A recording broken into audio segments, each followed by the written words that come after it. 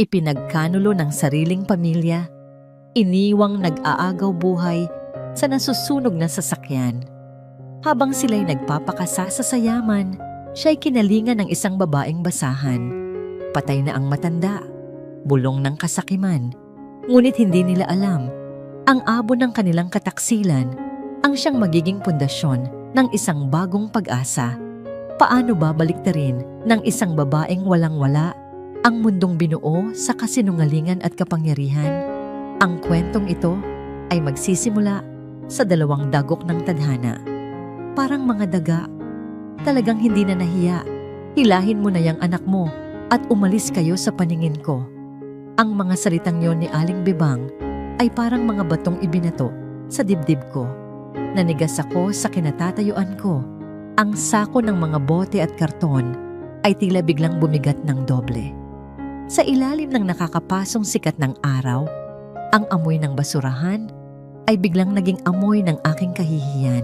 Kanina lang, habang kinakalkal ko ang mga plastik na bote, may isang maliit na pag-asa sa puso ko. Isang pag-asang makahanap ng isang laruang sira na pwede ko pang ayusin para kay Leo. O di kaya'y sapat na dami ng bote para makabili kami ng itlog para sa hapunan.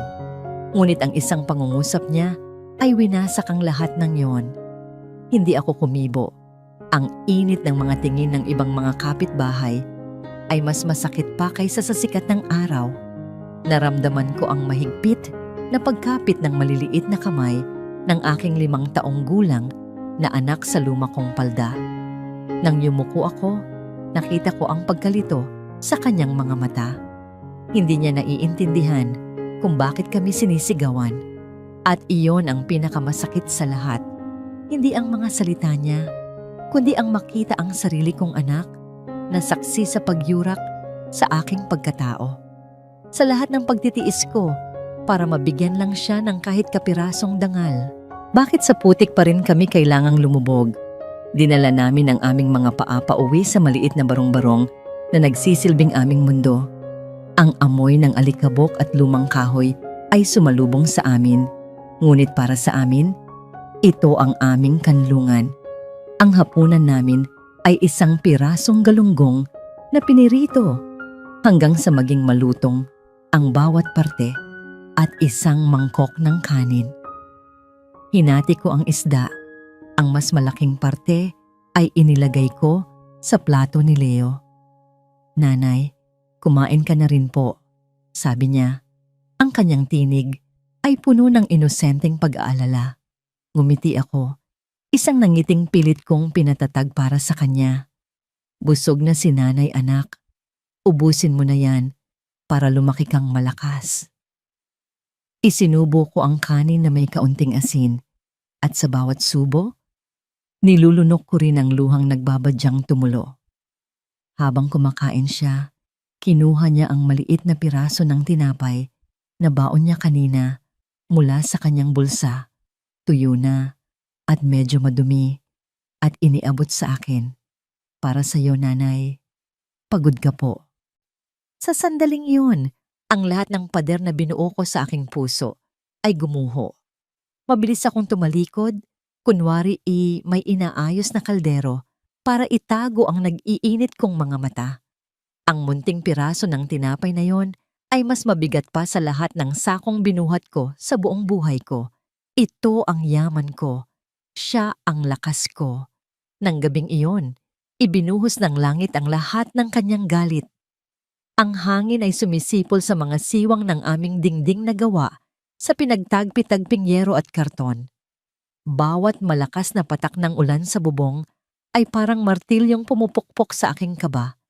Isang malakas na kulog ang yumanig sa aming munting barong-barong at napayakap sa akin si Leo. Ang kanyang munting katawan ay nanginginig sa takot. "Nanay, natatakot po ako," bulong niya sa aking dibdib.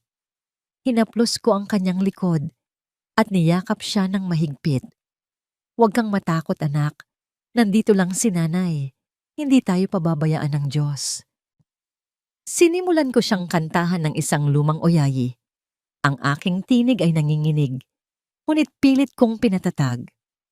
Sa bawat nota, Ipinagdarasal kong sana'y tumila na ang bagyo sa labas at ang bagyo sa loob ng aking puso. Kailangan naming malampasan ang gabing ito. Nang sa wakas ay humupa ang ulan, isang nakabibinging katahimikan ang pumalit. Ang tanging maririnig na lamang ay ang tunog ng mga patak ng tubig na tumutulo mula sa aming bubong patungo sa mga balde at platong inilagay ko sa sahig. Alam kong walang-wala na kami para bukas. Ang kaunting naipon kong barya ay sapat lang para sa kanin. Udyok ng pangangailangan, nagpasya akong lumabas. Ang mga bagyo, kahit gaano kasama, ay madalas na nag-iiwan ng mga bagay na pwedeng mapulot. Mga yerong nilipad ng hangin, mga sanga ng kahoy o mga bote na naanod. Dala ang aking sako at isang maliit na flashlight, tinahak ko ang maputik na daan. Nakarating ako sa isang madilim at bihirang daanan ng tao sa labas ng aming komunidad. Umaasang doon ako makakahanap ng mas maraming kalakal. Ngunit isang kakaibang amoy ang sumalubong sa akin. Ang amoy ng sunog na goma at usok. Sinundan ko ito at sa dulo ng kalsada, natanaw ko ang isang tanawing nagpatigil sa paghinga ko. Isang itim na kotse o kung anuman ang natira rito, ang nagliliyab pa rin ng bahagya. Ang katawan nito ay mistulang isang kalansay na bakal na niyakap ng apoy. Ang aking unang naisip ay tumakbo, lumayo sa anumang gulo na naroroon. Ngunit nang itutok ko ang aking flashlight sa gilid ng kalsada, isang anyo ang aking natanawan. Isang tao, isang matandang lalaki, nakahandusay sa putikan. Ang kanyang damit ay punit-punit at may bahid ng dugo. Umalis ka na, Lina. Baka mapahamak ka pa. Baka ikaw pa ang pagbintangan. May anak kang nag-aantay sa'yo. Iyan ang sigaw ng isip ko. Ngunit ang aking mga paa ay hindi sumunod. Dahan-dahan akong lumapit. Ang matanda ay humihinga pa, mahina at hirap na hirap. Sa liwanag ng aking flashlight, nakita ko ang kanyang mukha. Puno ng mga gasgas, ngunit may bakas ng dignidad. Ang mga puti niyang buhok ay nadungisan ng putik. May kung anong kirot ang gumuhit sa aking puso. Para siyang isang amang inabandona, isang lolo na walang kasama. Nang marinig ko ang isang mahinang ungol mula sa kanyang mga labi, isang ungol ng matinding sakit, doon nagbago ang lahat. Hindi ko siya kayang iwan. Hindi ko kayang talikuran ng isang buhay na humihingi ng tulong. Sa gabing iyon, sa gitna ng kadiliman at pagkawasak, nagpasya ako. Gamit ang lahat ng natitira kong lakas, maingat ko siyang inalalayan, ipinasa ng kanyang braso sa aking balikat. Ang bigat ng kanyang katawan ay halos magpaluhod sa akin, ngunit hindi ako sumuko. Bawat hakbang sa maputik na daan ay isang pakikibaka. Dahan-dahan, dinala ko siya palayo sa lugar na yon, palayo sa kamatayan. Dinala ko siya patungo sa nag-iisa kong kanlungan. Nang malapit na kami sa aming eskinita, pagod na pagod at halos mawalan ng hininga, isang ilaw ang biglang bumukas mula sa isang bintana sa ikalawang palapag ng katapat na bahay. Iyon ang bintana ni Aling Bebang. Mula sa kadiliman, isang anino ang lumitaw. Huminto ako. Ang puso ko ay kumakabog ng malakas. Naniningkit ang kanyang mga mata. Sinusubukang aninagin kung ano ang aking daladala. Nakita niya ako, isang babaeng basahan na humihila sa isang duguan at hindi kilalang matanda papasok sa dilim ng aming lugar. Hindi ko ininda ang titig ni Aling Bebang. Ang tanging nasa isip ko ay ang bigat ng katawan ng matandang ito at ang pangangailangang maipasok siya sa loob bago pa may ibang makakita. Sa wakas, nang maisara ko ang aming sira-sirang pinto, isang buntong hininga ng pansamantalang kaluwagan ang kumawala sa akin. Inihiga ko siya nang maingat sa aming nag-iisang banig na gawa sa hinabing dahon. Si Leo, na nagising sa ingay, ay tahimik na nakatayo sa isang sulok. Ang kanyang mga mata ay bilog sa pagtataka. Kumuha ako ng isang palanggana ng maligamgam na tubig at isang maliit na basahan. Habang dahan-dahan kong nililinis ang mga sugat at putik sa kanyang mukha, nakita ko ang lalim ng mga guhit ng panahon sa kanyang balat. Mayaman man o mahirap, ang sakit ay walang pinipili. Nang imulat niya ang kanyang mga mata, isang blangkong tingin ang sumalubong sa akin. Walang galit, walang takot, walang pagkilala. Tila isang pisarang binura ang lahat ng alaala. "Sino ka?" tanong niya. Ang kanyang tinig ay mahina at garalgal. "Nasaan ako?" "Ligtas po kayo," ang tanging naisagot ko. Si Leo, sa kanyang pagiging musmos, ay lumapit. Hindi siya natakot. Tinitigan niya ang matanda. At sa isang paraan na mga bata lang ang nakakaalam, tila may nakita siyang kabutihan sa mga matang yon. Itinaas niya ang kamay ng matanda at inilagay sa kanyang noo. "Mano po?" bulong niya. Pagkatapos ay tumingin siya sa akin. "Nanay, sino po si Tatang?" "Tatang." Sa simpleng salitang iyon, binigyan ng aking anak ng pangalan at pagkatao ang isang estranghero. Ngumiti ako kay Leo at tumango. Mula sa sandaling iyon, siya na ang kanilang tatang. At sa mga mata ng matanda, sa kauna-unahang pagkakataon mula nang magising siya, isang kislap ng emosyon ang lumitaw. Isang kislap ng kalituhan, ngunit may kasamang init. Kinabukasan, ang balita tungkol sa aking bisita ay kumalat na parang apoy sa tuyong damuhan. Salamat sa walang kapagurang dila ni Aling Bebang.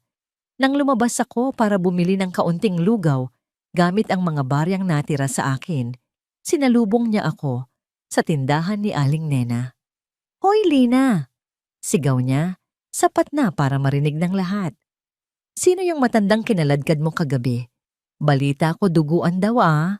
Baka naman kriminal yan na nagtatago. Ipapulis kita, makita mo."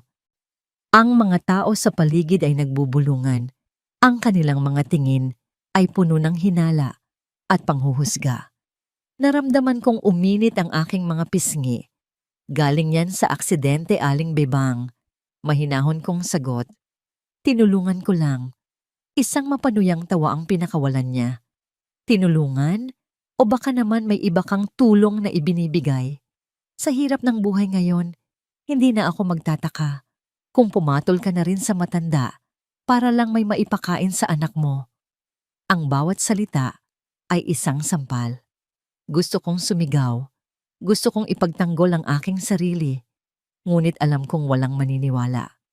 Kinuha ko na lang ang lugaw at mabilis na naglakad palayo.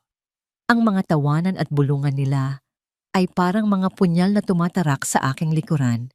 Sa isang malayo at malapalasyong tahanan, ang tunog na maririnig ay hindi tawanan, kundi ang kalansing ng yelo sa isang baso ng mamahaling alak. Si Imelda, nakasuot ng isang damit na seda, ay nakatayo sa tabi ng bintana, nakatingin sa kanyang perpektong hardin. Si Marco ay pumasok sa silid, ang kanyang mukha ay balisa. "Mama, may problema," sabi niya. Kinumpirma ng mga pulis. Ang bangkay sa kotse, hindi si Don Alejandro, ang driver niya. Nanigas si Imelda. Ang baso sa kanyang kamay ay bahagyang nanginig. Lumingon siya. Ang kanyang mga mata ay nanlilisik. "Ano ang sinabi mo?" "Buhay pa siya, Mama. Nakatakas siya. Hindi natin alam kung nasaan siya ngayon." Isang sandali ng katahimikan ang namayani. Isang katahimikang mas nakakabingi kaysa sa anumang sigaw. Pagkatapos, nagsalita si Imelda. Ang kanyang boses ay malamig at walang emosyon. "Hanapin ninyo siya. Gamitin ninyo ang lahat ng pera, lahat ng koneksyon. Bawat ospital, bawat klinika, bawat morgue sa buong Luzon.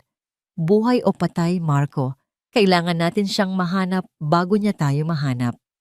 Hindi nila alam na ang taong hinahanap nila ay kasalukuyang nakahiga sa isang manipis na banig, sa isang bahay na ang halaga ay mas mura pa sa isang bote ng alak na iniinom nila. At ang buhay ng taong iyon ay muling nanganganib. Pagsapit ng hapon, nagsimulang manginig si Tatang. Ang kanyang balat ay nag-aapoy sa init. Sinubukan kong punasan siya ng basang bimpo, ngunit lalo lang lumala ang kanyang panginginig. Si Leo ay umiiyak sa isang sulok, takot na takot sa nakikita. Maya-maya, nagsimula siyang magkumbulsyon. Ang kanyang katawan ay naninigas at yumayanig ng hindi mapigilan. Panic, iyon ang salitang naglalarawan sa aking naramdaman. Kailangan niya ng gamot, kailangan niya ng doktor. Pero wala akong pera, kahit 1 piso. Tiningnan ko ang lata ng bigas. Halos wala ng laman. Sinilip ko ang alkansyang baboy ni Leo. Ilang barya lang ang naroon. Ang desperasyon ay gumapang sa aking dibdib. Isang malamig na kamay na sumasakal sa aking pag-asa. Sa gitna ng aking pagkasira ng loob, ang aking mga mata ay napadako sa isang maliit na baul na kahoy sa ilalim ng aming mesa. Ito ang tanging taguan ng lahat ng mahahalagang bagay sa aking buhay. Binuksan ko ito. Sa loob ay may ilang lumang litrato, ang baptismal certificate ni Leo, at isang maliit na kahon. Nanginginig ang aking mga kamay habang binubuksan ko ang kahon. Sa loob, nakapatong sa isang kupas na piraso ng tela, ay ang nag-iisang alaala ng aking yumaong asawa, ang aming gastado at pilak na singsing pangkasal. Ang singsing na pilak ay malamig sa aking palad, ngunit ang alaala na kaakibat nito ay nag-aalab. Tila bumalik sa aking gunita ang araw na isinuot ito sa akin ni Danilo. Ang kanyang mga kamay, magaspang dahil sa pagiging kargador, ay nanginginig habang hawak ang aking mga daliri. Hindi ito diamante, mahal, bulong niya noon. Pero ito ang lahat ng pagmamahal ko. Ang singsing na ito, hindi lang ito pilak. Ito ang bawat pangarap na binuo namin. Ang bawat gabing nagkukwentuhan kami tungkol sa isang maliit na bahay na may munting hardin. Ang bawat pangakong hindi na matutupad.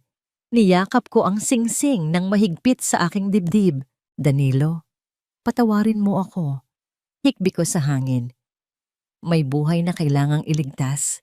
Alam kong kung nandito ka, iyon din ang gagawin mo. Isang huling haplos, isang huling paalam sa isang piraso ng aking nakaraan. Itinago ko ito sa aking bulsa at lumabas sa madilim na eskinita. Ang bawat hakbang ay parang pagtapak sa nagbabagang uling. Ang ilaw sa loob ng sanglaan ay tila nangungutya sa aking kalagayan. Ang lalaking nasa likod ng rehas ay tiningnan ako mula ulo hanggang paa. Ang kanyang mga mata ay humuhusga. Maingat kong ipinatong ang singsing sa salamin ng counter. Ang munting tunog nito ay tila isang sigaw sa katahimikan. Kinuha niya ito, sinuri na parang isang piraso ng basura, at pagkatapos ay tumingin sa akin ng walang interes. 20 pesos. Po? Halos hindi ako makapaniwala. Pero pilak po yan. Luma na at gastado. Take it or leave it, miss. Wala akong pagpipilian. Habang nanginginig kong tinatanggap ang 2 papel na pera na parang kapalit ng aking kaluluwa, isang pamilyar na boses ang narinig ko sa aking likuran. Aba, Lina. Nagbebenta ka na pala ng mga alahas mo nga ngayon?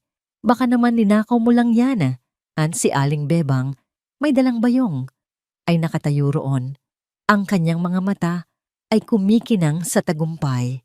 Ang nangisi sa kanyang mga labi ay mas masakit pa kaysa sa insulto ng may-ari ng sanglaan.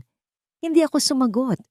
Kinuha ko ang pera at mabilis na lumabas. Ang kanyang halakhak ay humahabol sa akin. Sa daan patungo sa botika, hinarang ako ng ilang mga tambay na nag-iinuman sa kanto. Hi, Miss Ganda. Nag-iisa ka yata? Baka gusto mo ng kasama? Sabi ng isa sa kanila. Hinarangan ang aking daan. Natigilan ako. Ang takot ay biglang kumalat sa aking buong katawan. Niyakap ko ng mahigpit ang pera sa aking kamay. Dadaan lang po, sabi ko. Pilit na iwinawaksi ang panginginig sa aking boses. Ngunit bago pa sila makalapit, isang tricycle ang huminto sa aming tabi. Hoy! Mga wala kayong mangilanging magawa sa buhay, no?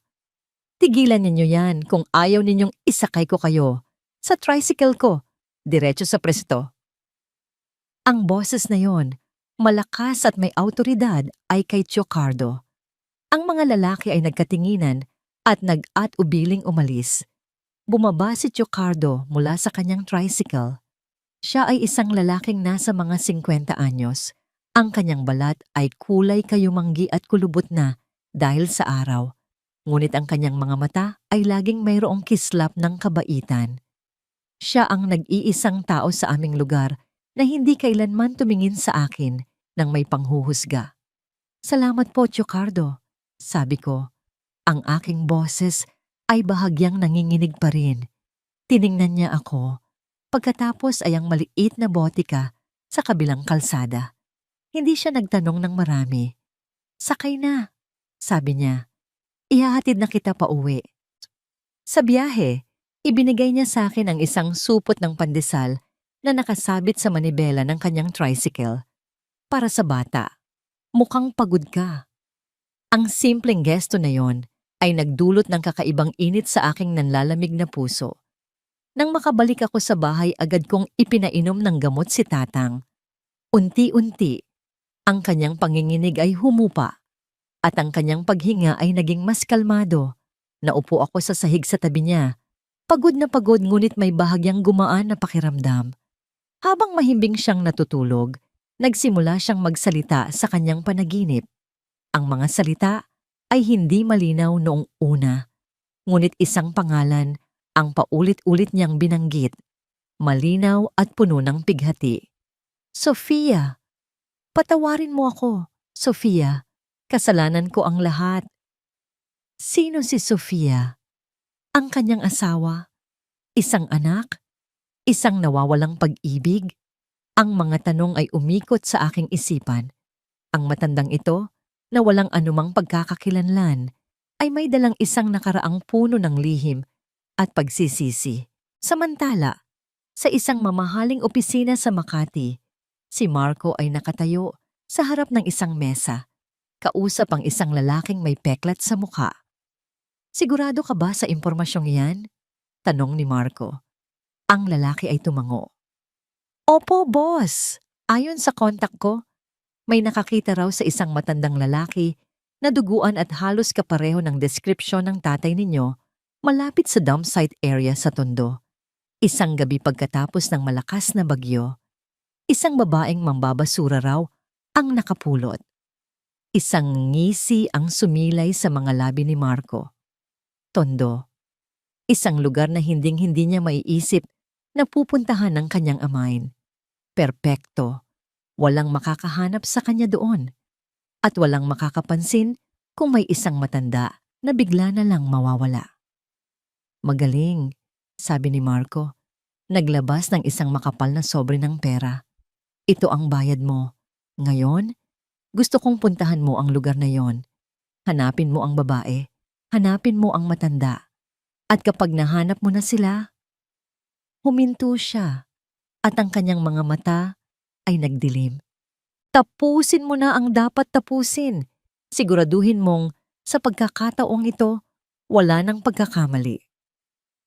Ang lalaki ay kinuha ang pera at tumango. Masusunod, boss. Sa paglabas ng lalaki, tumayo si Marco at tumingin sa bintana. Tanaw ang nagkikislapang mga gusali ng syudad. Sa wakas, malapit nang matapos ang lahat, hindi niya alam na habang papalapit siya sa kanyang layunin, mas papalapit din siya sa isang katotohanang yayanig sa buong mundo niya. Lumipas ang ilang araw na may dalang kakaibang kapayapaan. Ang lagnat ni Tatang ay tuluyan nang nawala at paunti-unti nanumbalik ang kanyang lakas. Bagamat ang kanyang mga alaala ay nananatiling isang blangkong pader, isang bagong pagkatao ang tila umuusbong sa loob niya, isang pagkataong mahinahon, mapagmasid, at mayroong hindi maipaliwanag na talino. Isang umaga, Habang pinaghihiwalay ko ang mga bote, plastik at karton mula sa aking huling hila, naupo siya sa isang maliit na bangkito at pinanood ako. Si Leo ay naglalaro sa kanyang tabi gamit ang isang sirang kotse-kotsehan na gawa sa pinagtagpi-tagping lata. Lina, tawag niya sa akin. Ito ang unang pagkakataon na tinawag niya ako sa aking pangalan. Po, tatang, sagot ko. Bahagyang nagulat. Itinuro niya ang mga plastik na bote ng soft drinks. Bakit mo yan hinihiwalay sa mga bote ng mineral water? Naguluhan ako sa tanong. Magkaiba po kasi ang presyo sa junk shop. Mas mataas po ng kaunti ang bayad sa mga bote ng soft drinks. Tumango siya. Ang kanyang mga mata ay tila may sinusuring mas malalim. Pero pareho silang gawa sa polyethylene terephthalate o PET. Kung maiipon mo ang mga ito at dadalhin ng direkta sa isang recycling facility, sa halip na sa junk shop lang, mas mataas ang kikitain mo. At kung gugupitin mo pa ang mga label at tatanggalin ang mga takip, dodoblehin pa nila ang presyo kada kilo. Natigilan ako sa aking ginagawa. Ang mga salitang polyethylene terephthalate at recycling facility ay mga salitang hinding-hindi ko pa naririnig sa buong buhay ko. Paano niya nalaman ang mga iyon?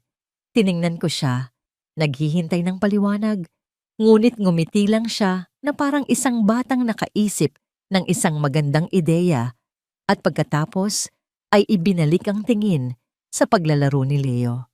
Hindi ko na lang pinansin.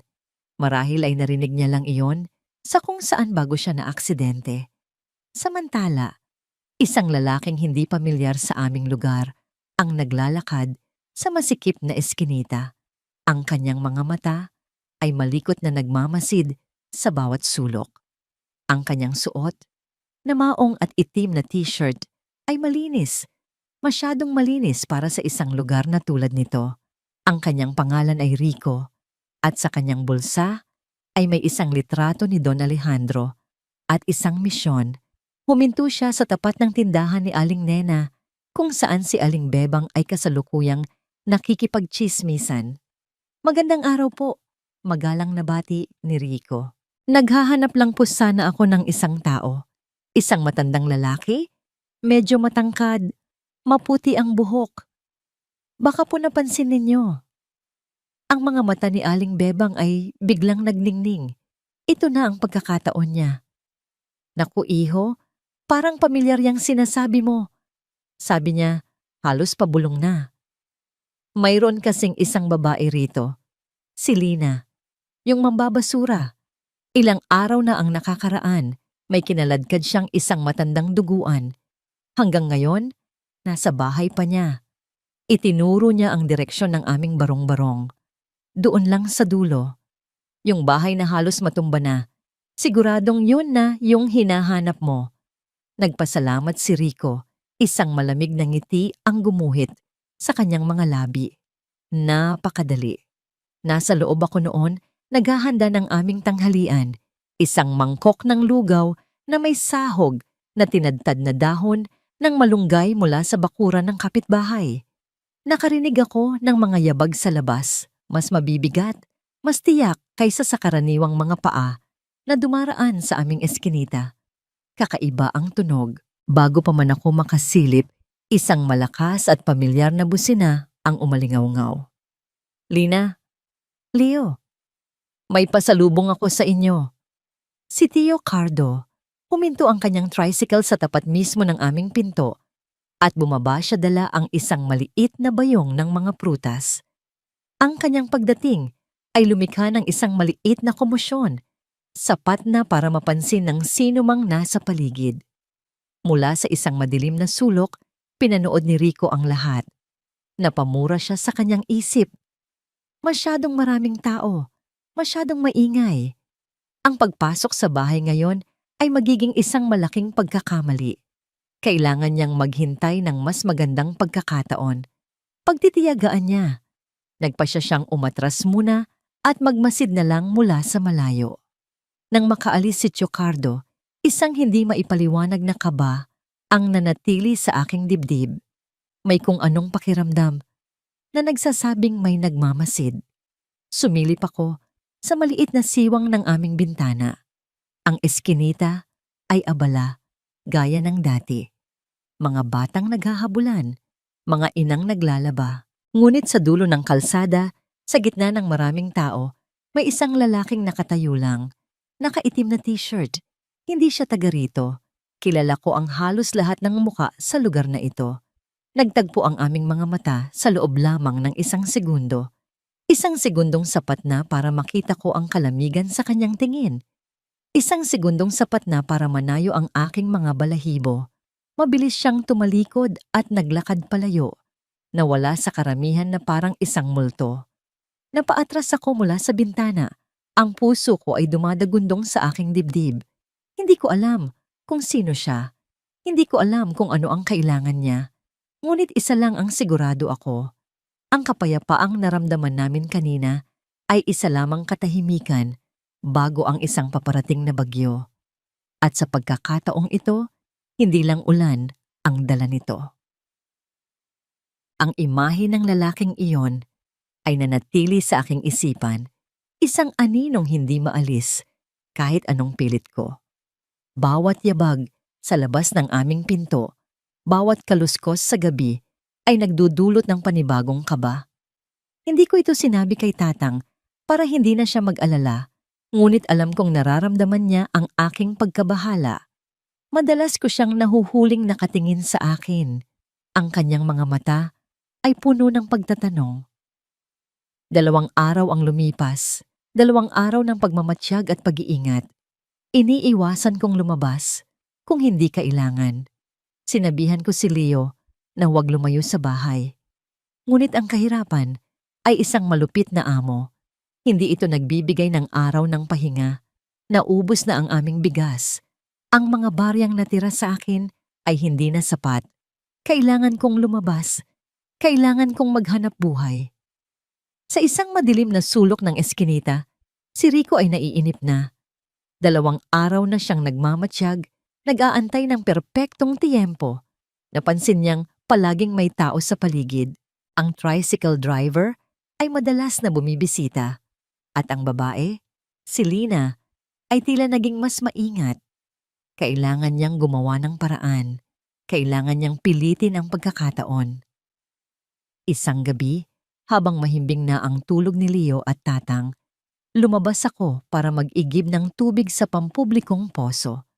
Ito ang pinakaayaw kong oras dahil madilim at tahimik, ngunit ito rin ang oras na walang pila. Dala ang 2 balde. Tahimik akong naglakad sa ilalim ng malamlam na ilaw ng nag-iisang poste sa aming lugar. Habang nagpupuno ako ng tubig, isang anino ang biglang tumakip sa liwanag sa aking likuran. Bago pa man ako makalingon, isang kamay ang marahas na tumakip sa aking bibig, habang ang kabilang braso ay pumulupot sa aking baywang na parang bakal. Ang amoy ng sigarilyo at alak ay gumimbal sa aking mga sentido. Huwag kang sisigaw kung ayaw mong masaktan. Isang malamig na boses ang bumulong sa aking tainga. Ito ang lalaki mula sa kanto. Si Rico. Nasaan ang matanda? Ang takot ay parang yelong gumapang sa aking mga ugat. Paralisado ang aking buong katawan. Sinubukan kong kumawala, ngunit ang kanyang pagkakahawak ay napakahigpit. Sagot! Idiniin niya ang isang malamig at matigas na bagay sa aking tagiliran. Isang kutsilyo. Sabihin mo sa akin kung nasaan siya at baka sakaling palampasin pa kita. Ang isip ko ay naglakbay kay Leo at Tatang na mahimbing na natutulog, walang kamalay-malay sa panganib. Kung may mangyayari sa akin, paano na sila?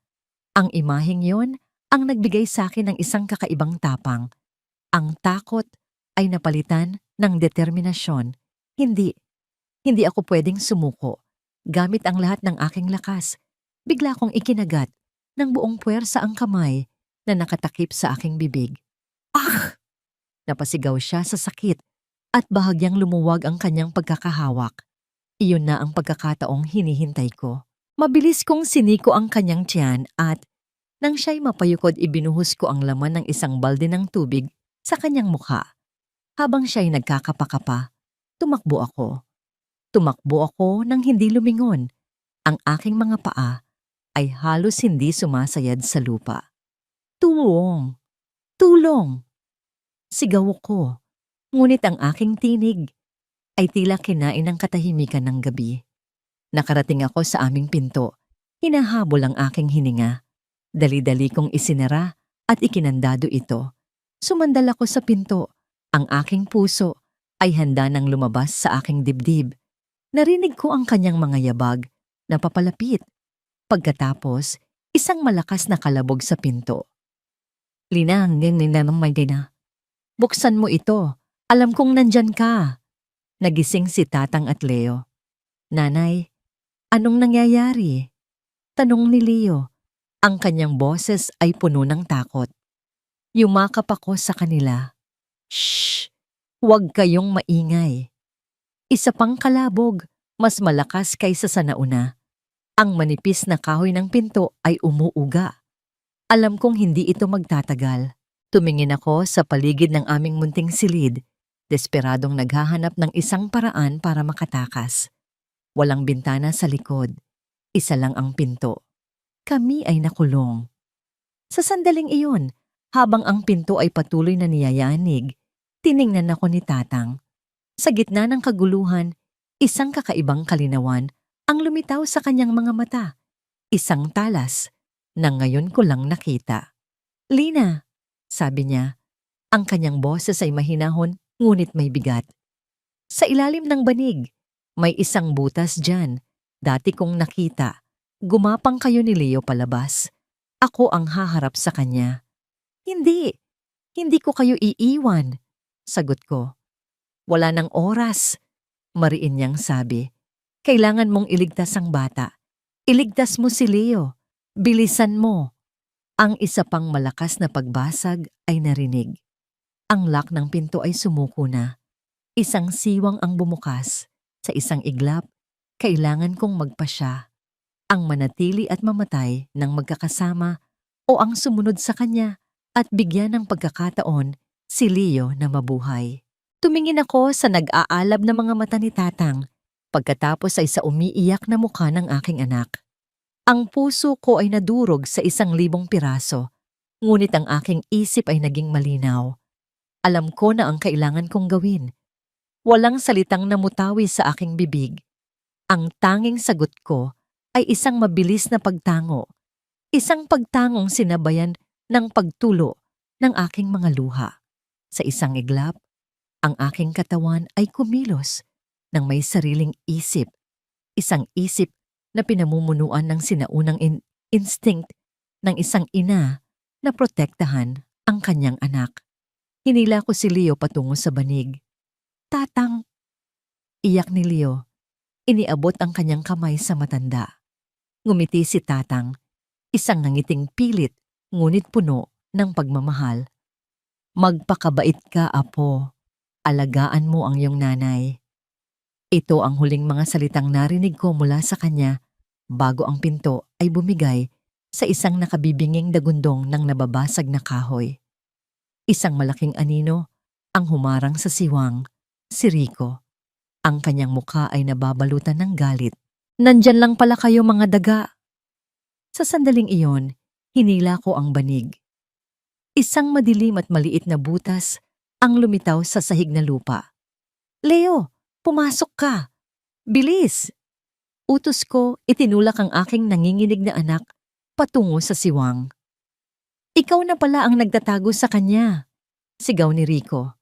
Ang kanyang atensyon ay nakay Tatang na ngayon ay kalmadong nakatayo sa pagitan namin. Kung may kailangan ka, sa akin mo harapin. Matatag na sabi ni Tatang, huwag mong idamay ang mag-ina. Habang sila'y nagtitinginan, mabilis akong gumapang papasok sa butas kasunod ni Leo. Ang ilalim ng bahay ay masikip, mabaho at maputik. Mula roon, sa siwang ng mga tabla, naririnig ko ang lahat. Ang tunog ng 2 katawang nagbabanggaan, ang malutong na tunog ng isang upuang kahoy na nabasag, isang sigaw, isang mura. Pinindot ko ang bibig ni Leo para pigilan ang kanyang paghikbi. Ang aking sariling mga luha ay malayang dumadaloy, humahalo sa putik sa aking mukha. Patawarin niyo po ako, Tatang. Patawarin niyo ako. Paulit-ulit kong dasal sa aking isip. Bawat kalabog, bawat ungol na naririnig ko mula sa loob ay isang kutsilyong humihiwa sa aking puso. Gusto kong bumalik, gusto kong lumaban. Ngunit ang nanginginig na katawan ng aking anak, sa aking mga braso ang pumipigil sa akin. Narinig ko ang boses ni Rico, humihingal at puno ng galit. Sino ka ba talaga, ha? Bakit mo siya pinoprotektahan? Magsalita ka. Pagkatapos, isang boses na hindi ko malilimutan. Ang boses ni Tatang, mahina ngunit malinaw, at may halong pang-uuyam. Kahit kailan, hinding-hindi niyo siya makukuha. Isang huling malakas na kalabog ang narinig ko. Ang tunog ng isang katawang bumagsak nang walang kalaban-laban sa sahig. Pagkatapos noon, katahimikan. Isang katahimikang mas nakakatakot, mas nakakabingi kaysa sa lahat ng ingay kanina. Wala nang sigaw, wala nang mura, wala nang tunog ng pakikipaglaban. Tanging ang tunog na lamang ng aking sariling pinipigilang paghinga. Nanginig ang buong pagkatao ko. Tapos na ba? Ano ang nangyari? Maya-maya, ang sahig sa itaas namin ay lumangit-ngit. May mga yabag na papalapit sa pinto. Maingat, maingat akong sumilip sa isang maliit na butas sa dingding. Sa liwanag ng buwan na tumatagos sa sirang pinto, nakita ko ang isang aninong lumalabas. Si Rico. Mag-isa, ang kanyang damit ay bahagyang gulanit at may dugo sa kanyang braso, ngunit siya ay nakatayo. Siya ay buhay. At si Tatang? Ang ingay ng kaguluhan ay gumising sa ilang mga kapitbahay. Sa bintana, sa tapat, sa likod ng kurtina, nakikita ko ang isang pamilyar na anino, si Aling Bebang, nakasilip, nanonood sa dilim. Nakita niya ang paglabas ni Rico mula sa aming wasak na tahanan. Biglang lumingon si Rico sa direksyon ng pinagtataguan namin. Tila naramdaman niyang mayroon pa ring tao sa paligid. Ang kanyang mga mata ay parang mga agilang naghahanap ng biktima sa kadiliman. Nagtago ako, pinigil ang aking hininga hanggang sa sumakit ang aking dibdib. Narinig ko siyang nagmura ng mahina bago tuluyang naglakad palayo at nawala sa eskinita. Ilang minuto ang lumipas, ngunit para sa akin, iyon ay isang kawalang hanggan. Hindi ako gumalaw. Paano kung nagtatago lang siya sa malapit? Paano kung babalik siya? Ngunit ang katahimikan ay nagpatuloy at ang tanging naririnig ko na lang ay ang iyak ni Leo at ang kabog ng sarili kong puso. Dahan-dahan, maingat, gumapang kami palabas. Puno ng putik at luha, pumasok kami muli sa aming winasak na mundo. At doon, sa gitna ng silid, sa ilalim ng sinag ng buwan na tumatagos sa sirang pinto, nakita ko siya. Nakahandusay si Tatang sa sahig, walang kilos, walang hininga. May isang malaking sugat sa kanyang ulo at ang sahig na lupa sa ilalim nito ay nababahira ng maitim na likido. Ang kanyang mga mata ay bahagyang nakabukas, nakatingin sa kawalan, ngunit ang ekspresyon sa kanyang mukha ay kalmado. Parang isang mandirigmang nakahanap ng kapayapaan matapos ang kanyang huling laban. Tatang, tawag ni Leo, ang kanyang munting boses ay basag. Napatakip ako sa aking bibig upang pigilan ang isang sigaw na gustong kumawala mula sa kaibuturan ng aking kaluluwa. Ang sakit ay napakatindi, isang pisikal na kirot na tila dumudurog sa aking mga buto. Hindi ito maaari. Hindi. Hinawakan ko ang kanyang kamay. Malamig. Napakalamig na. Sa sandaling iyon, ang lahat ng kulay sa aking mundo ay naglaho at naging abo. Ang lalaking dumating sa aking buhay na parang isang bagyo ay umalis, na parang isang bulong sa hangin. Iniwan ako sa isang katahimikang mas malupit, mas mapanakit kaysa sa anumang sigaw ng kawalan ng pag-asa. Wala na siya. Ang aming Tatang ay wala na. Sa labas, isang tricycle ang biglang humarurot palayo mula sa kanto. Si Chocardo, nakita niya ang lahat mula sa malayo. Nakita niya ang paglabas ni Rico. At ngayon, nagmamadali siyang humingi ng tulong. Ngunit para sa akin, huli na ang lahat. Huli na ang lahat. Ang aking sigaw ay hindi na lumabas. Ito ay nanatili sa aking lalamunan. Isang buhol ng pighati na hindi kayang kalagin. Niyakap ko si Leo. Isinubsob ang kanyang muka sa aking dibdib para hindi na niya makita ang kakilakilabot na tanawin. Ngunit alam kong ang imaheng ito ay mananatili sa kanyang isipan magpakailanman. Isang peklat na hindi na mabubura. Ang tunog ng sirena na papalapit ay tila isang sigaw na gumigising sa natutulog na eskinita. Ilang sandali lang, ang aming munting barong-barong na dati walang pumapansin ay naging sentro ng atensyon. Si Chocardo ay dumating kasama ang mga tanod ng barangay. Kasunod nila ang mga pulis. Ang asul at pulang ilaw mula sa kanilang sasakyan ay paulit-ulit na humahaplos sa aming mga mukha. Ginagawang isang entablado ng trahedya ang aming tahanan. Pumasok ang 2 pulis. Ang kanilang mga mukha ay seryoso at walang emosyon. Ang kanilang mga mata ay mabilis na sinuri ang buong lugar. Ang sirang pinto, ang mga nagkalat na gamit, at ang katawan ni Tatang. "Sino po kayo, ma'am?" Tanong ng isa sa kanila. Hawak ang isang maliit na kwaderno. "Anong pangalan nyo?" "Pangalan nyo?" "Lina po." Sagot ko. Ang aking boses ay isang mahinang bulong. "Kaano-ano nyo ang biktima?" Natigilan ako. Ano nga ba? Isang estranghero? Isang kaibigan? Isang ama?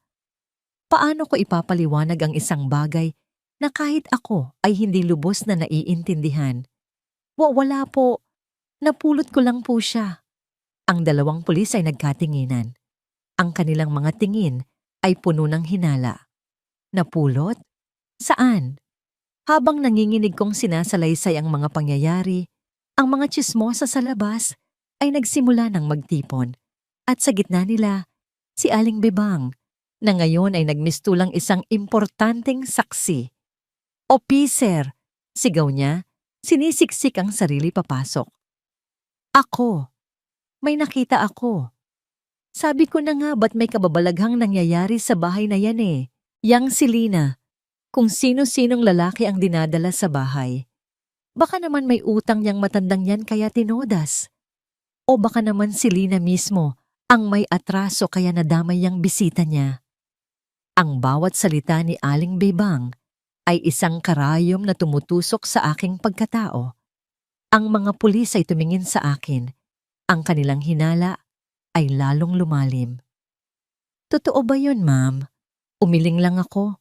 Wala nang lakas para magpaliwanag. Wala nang laway para lunukin. Ang buong mundo ay tila nagsasabwatan upang idiin ako sa isang kasalanang hindi ko ginawa. Dumating ang mga taga-imbestiga. Kinuha nila ang mga litrato. Kinuhanan nila ng fingerprints ang bawat sulok ng bahay, pati na rin ang mga daliri ng walang buhay na si Tatang. Pagkatapos, dumating na ang pinakamasakit na bahagi. Inilabas nila ang isang puting tela at maingat na itinakip sa kanyang katawan. 2 lalaki ang bumuhat sa kanya at inilagay sa isang stretcher. Napanood ko silang ilabas siya sa aming sirang pinto. Ang taong nagbigay ng init sa aming munting tahanan. Ang taong nagturo sa aking anak kung paano ngumiti na parang may isang tunay na lolo ay isa na lamang ngayong bagay na tinatakpan ng puting kumot. Nawala na siya sa aking paningin. Ipinasok sa isang sasakyan at tuluyang umalis. Pagkaalis ng mga pulis at ng ambulansya, unti-unting nag-alisan ang mga tao.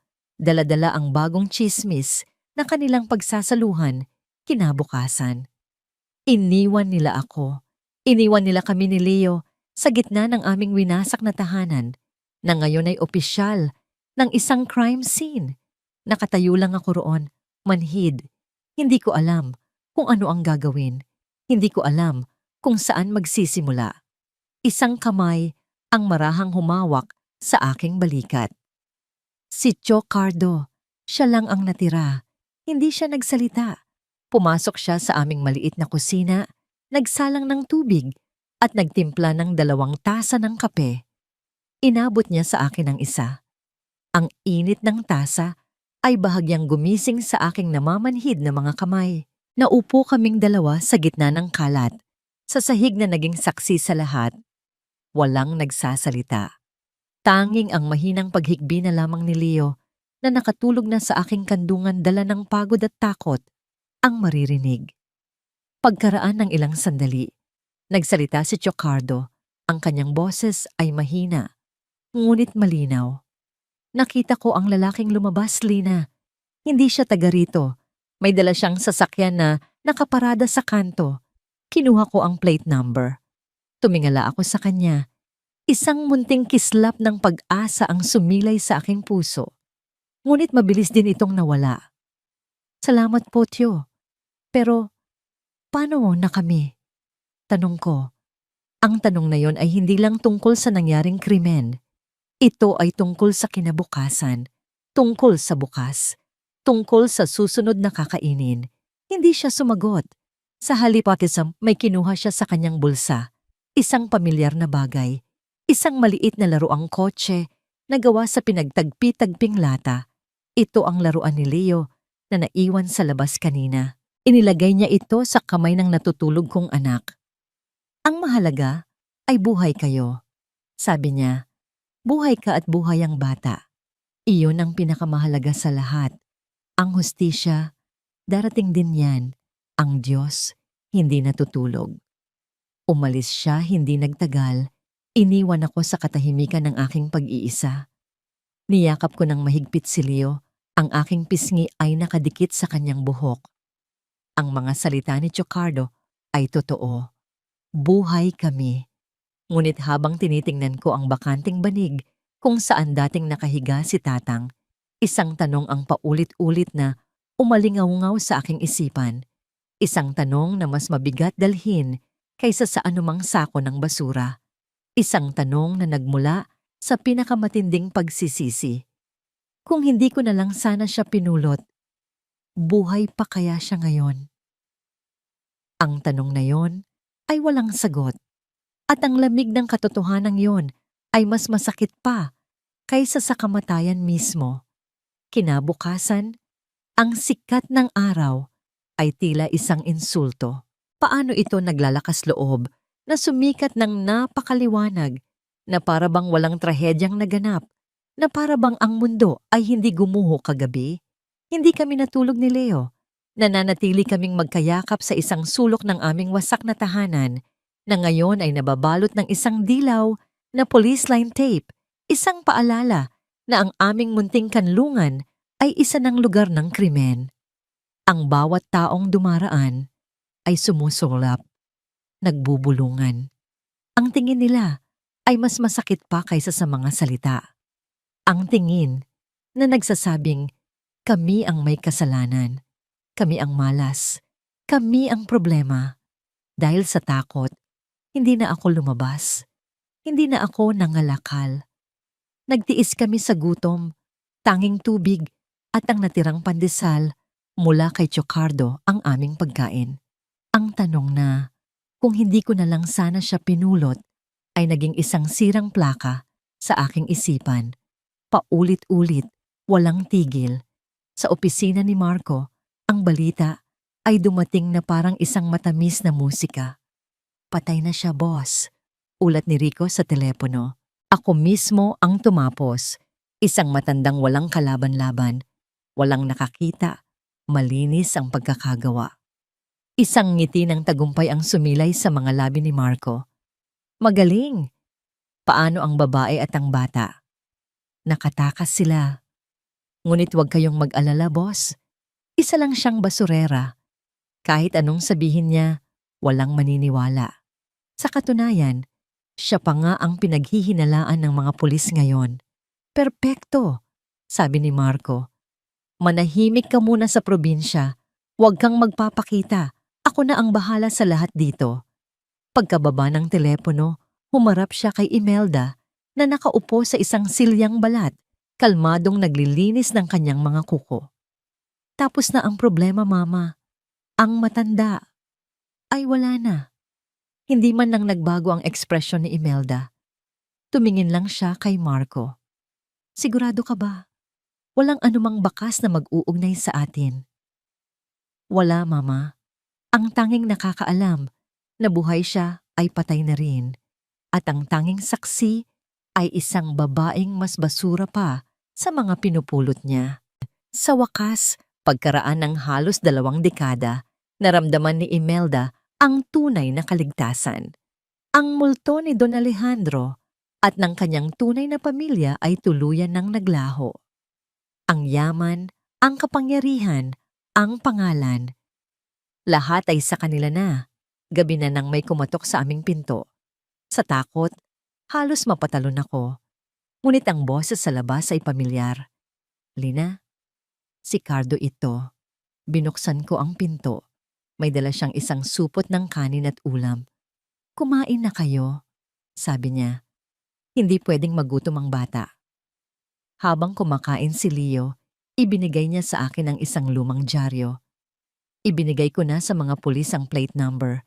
Pero Lina, mag-ingat ka. Ang mga taong may kakayahang magpatahimik ng tao ay hindi basta-basta. Baka balikan ka nila. Ang kanyang mga salita ay nagdulot ng panibagong alon ng takot. Kailangan naming umalis. Ngunit saan kami pupunta? Wala kaming pera. Wala kaming ibang kamag-anak. Nang gabing iyon, habang nililinis ko ang mga kalat na naiwan ng mga investigador, napansin ko ang maliit na baul na kahoy ni Tatang. Ito ang nag-iisang pag-aari niya na naiwan. Ito ang daladala niya noong una ko siyang nakita, nakasabit sa kanyang balikat. Sa gitna ng kaguluhan, hindi ito napansin ng mga pulis. Dala ng kuryosidad, binuksan ko ito. Ang laman ay mga lumang damit lang, malinis, ngunit halatang luma na. Ngunit sa ilalim ng mga damit, may isang tila na tatagong kompartimento. Maingat kong inangat ang manipis na tabla. Sa loob, may 3 bagay. Isang lumang litrato ng isang magandang babae na may malungkot na mga mata. Isang maliit na kwaderno na balot sa katad. At isang bagay na nagpatigil sa aking paghinga. Isang maliit, desusing audio recorder. Ang aking mga daliri ay nanginginig habang pinipindot ko ang play button. Sa una, tanging tunog lang ng hangin ang maririnig. Ngunit pagkaraan ng ilang segundo, isang boses ang umalingaw-ngaw sa katahimikan ng aming tahanan. Isang boses na pamilyar. Ang boses ni Tatang. Ngunit hindi ito ang mahina at malumanay na boses na nakasanayan ko. Ito ay malakas, puno ng awtoridad, at may bahid ng matinding sakit. Imelda, Marco, alam ko ang ginawa ninyo. Ang pagtataksil na ito, hindi ko palalampasin. Kung may mangyari sa akin itong recording na ito, ang magiging katibayan, ang lahat ng ebidensya laban sa inyo, ang mga dokumento ng paglilipat ng pondo, ang testimonya ni Sofoy, nakatago ang lahat. Hindi kayo magtatagumpay. Ang kasakiman ninyo ang magiging sarili ninyong libingan. Isang tunog ng nababasag na salamin ang sumunod, pagkatapos ay isang malakas na kalabog, at ang recording ay biglang naputol. Nanigas ako. Ang aking puso ay dumadagundong na parang tambol. Imelda, Marco, Sofia, ang mga pangalan, ang boses na yon, ang tinig ng isang taong makapangyarihan, ang tinig ng isang taong mayaman, ang tinig ng isang taong pinagtaksilan. Si Tatang, hindi siya isang ordinaryong matanda. At ang kanyang pagkamatay, hindi ito isang simpleng pagnanakaw. Ito ay isang pagpapatahimik. Tiningnan ko ang audio recorder sa aking kamay. Ang maliit na bagay na ito, hindi ito isang simpleng recorder. Ito ay isang tinig mula sa libingan. Ito ay isang armas. Ito ay isang sumpa. At ngayon, ito ay nasa aking mga kamay. Ang takot na naramdaman ko kanina ay napalitan ng isang bagong damdamin, isang damdaming mas mapanganib, isang damdaming nag-aalab, ang damdamin ng isang taong walang-wala na ngayon ay may hawak na isang bagay na maaaring magpabagsak sa isang buong imperyo. Ang tanong sa aking isipan ay nagbago.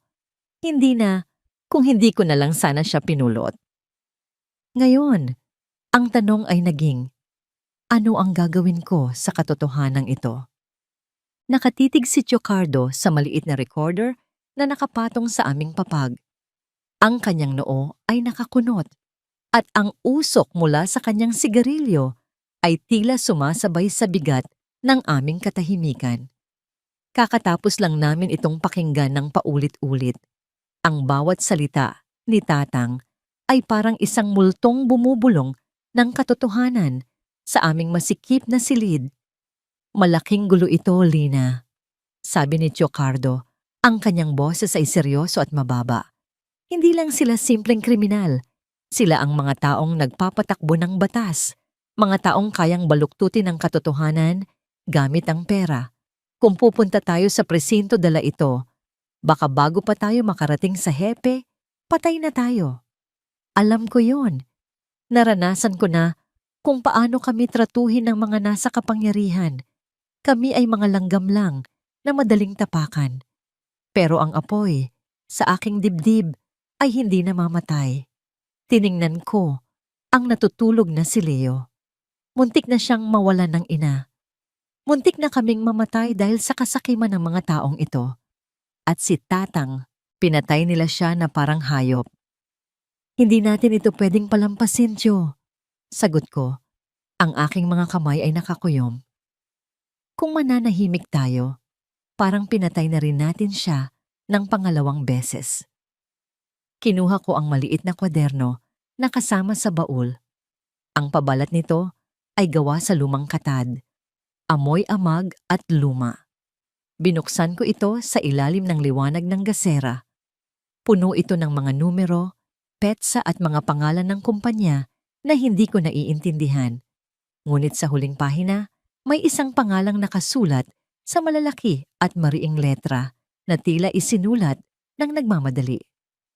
Attorney Felipe Guevara, 143 Leviste Street, Salcedo Village, Makati. Sa ilalim nito ay may nakasulat na pabilin. Siya lang ang mapagkakatiwalaan. Attorney Guevara, basa ni Chocardo. Mukhang siya ang abogado ng matanda. Sa sandaling iyon, ang maliit na television sa bahay ng aming kapitbahay ay biglang lumakas ang volume. Isang breaking news ang umalingaw-ngaw sa tahimik na gabi. Lumapit ako sa bintana at sumilip sa siwang. Sa screen, isang ginang na nakasuot ng itim na damit at malalaking salamin ang umiiyak habang inaalalayan ng isang binata. Ang caption sa balita ay, Pamilya ng bilyonaryong si Don Alejandro. Nagluluksa sa kanyang biglaang pagpanaw matapos ang isang aksidente. Nanlaki ang aking mga mata. Ang ginang na iyon, kahit sa telebisyon, ramdam ko ang kaplastikan ng kanyang mga luha. Siya si Imelda at ang lalaking nasa tabi niya na mukhang mabait at desente sa harap ng kamera. Siya ang lalaking pumasok sa bahay namin. Ang lalaking pumatay kay Tatang. Si Rico? Hindi. Ang pangalan sa balita ay Marco. Si Marco, ang ampon na anak. Siya yon. Bulong ko, ang galit ay gumagapang sa aking leeg. Siya ang nag-utos, siya ang pumatay. Ang imahe ng kanilang marangyang buhay, ang kanilang pagkukunwari sa harap ng buong bansa, habang ang dugo ni Tatang ay natutuyo pa lamang sa aming sahig, ay nagdulot sa akin ng isang matinding pagkamuhi. Sila ay nasa itaas, ligtas, mayaman, at hinahangaan. Kami ay nasa ibaba, nagtatago, gutom, at takot. Humarap ako kay Chocardo. Ang takot na nararamdaman ko kanina ay unti-unting napalitan ng isang malamig na determinasyon. Pupuntahan ko ang abogado. Tio, bukas na bukas din. Delikado, Lina. Makating yon. Ibang mundo yon para sa atin. Babala niya. Wala na akong pakialam. Sagot ko. Kinuha nila ang lahat sa atin. Oras na para maningil. Kinabukasan, bago pa sumikat ang araw, naghanda ako. Nagsuot ako ng pinakamaayos kong damit, isang kupas na blouse at maong na pantalon na ilang beses nang tinahi. Hiniram ko ang sapatos ng aking kapitbahay na medyo maluwag sa akin. Tiningnan ko ang aking sarili sa basag na salamin. Ang babaeng nakikita ko ay hindi na ang Lina na mambabasura. Siya ay isang babaeng may misyon. Alagaan mo po muna si Leo, Tio. Pakiusap ko kay Chocardo. Huwag ninyo siyang papalabasin. Mag-ingat ka, Lina, sabi niya. Inabutan ako ng ilang pirasong papel na pera. Ito lang ang maibibigay ko, pamasahe. Tinanggap ko ito ng may pasasalamat. Sumakay ako ng jeep, tapos bus, patungo sa lugar na hindi ko pa napupuntahan, ang Makati. Habang papalapit kami, ang mga barong-barong ay napalitan ng matatayog na gusali na tila humahalik sa langit. Ang mga kalsada ay malinis, ang mga sasakyan ay makikintab. Ito ang mundo ni na Imelda at Marco. Isang mundong binuo sa ibabaw ng mga kasinungalingan. Nakarating ako sa Salcedo Village. Ang mga gwardya sa gate ay tiningnan ako ng masama, na parang isang basurang naligaw sa palasyo. Kinailangan kong magmakaawa at ipakita ang lumang ID ko para lang papasukin. Natuntun ko ang bahay ni Attorney Guevara, isang malaking bahay na gawa sa bato at salamin. Huminga ako ng malalim at pinindot ang doorbell. Ang tunog nito ay umalingaw-ngaw, parang tunog ng kampana ng aking kapalaran. Bumukas ang gate. Isang katulong ang lumabas. Ano yon? Namamalimos ka ba? Masungit niyang tanong. Hindi po, matatag kong sagot. Bagamat nanginginig ang aking mga tuhod, kailangan ko pong makausap si Attorney Guevara. May dala po akong mensahe mula kay Don Alejandro. Sa pagbanggit ko ng pangalan, biglang nagbago ang ekspresyon ng katulong. Patay na si Don Alejandro, sabi niya. Alam ko, sagot ko. Hawak ng mahigpit ang aking bag kung saan nakatago ang recorder at kwaderno. Kaya nga po kailangan ko siyang makausap dahil alam ko kung sino ang pumatay sa kanya. Hindi ko alam kung ano ang naghihintay sa akin sa loob ng bahay na yon. Hindi ko alam kung kakampi ba o kaaway ang abogadong ito. Ngunit wala na akong atrasan. Ang laban ay nagsimula na. Muntik nang isara ng katulong ang mabigat na bakal na gate sa aking mukha. Ngunit isang baritonong boses ang pumigil sa kanya. Sandali. Mula sa pintuan ng malaking bahay, isang lalaking may edad na ang lumabas. Si Attorney Felipe Guevara. Nakasuot siya ng itim na polo barong at kahit sa malayo, kitang-kita ko ang bigat sa kanyang mga balikat. Ang kanyang mga mata ay mapula at pagod. Mga matang hindi dinalaw ng antok sa mahabang panahon. Tiningnan niya ako, isang babaeng gusgusin na nakatayo sa harap ng kanyang palasyo. Ngunit wala akong nakitang panghahamak, kundi isang matinding pagtataka. Anong sinabi mo, Hija?